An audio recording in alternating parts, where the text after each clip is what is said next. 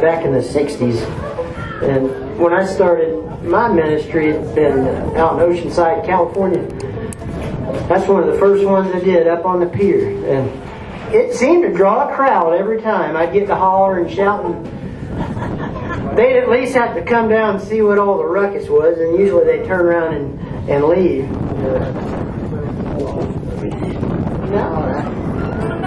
That was back when I was on fire.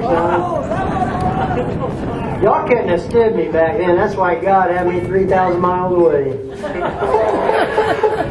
I ran my family off and everybody. They was all going to hell as far as I was concerned. It might have been true. Well, exactly. You know, there's a lie that goes around that says once you're saved after a certain amount of time that your fire begins to dim out. Well, you know, that may be factual when you look around in the church and you find that people's flames are put out for one reason or the other. For me, I think a lot of it has to do with church politics. That's why I love coming out in a place like this where there's just, you know, there's no, you know, of course there's order.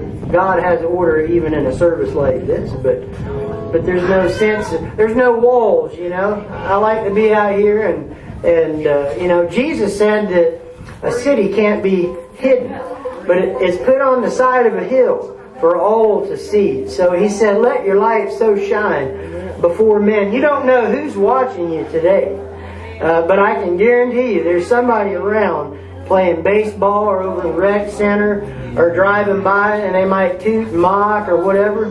But the fact is they see a bunch of Christian folk down here doing what we do. We're having Christian fellowship. Jesus said, this is how the world would know that you're mine. It's the love that you have for one another. Amen? Yes. So, you know, that fire does not have to go out. I call it love on fire, because how many knows that's what God is all about. God is love, and His love burned for the world when He gave His Son. Amen?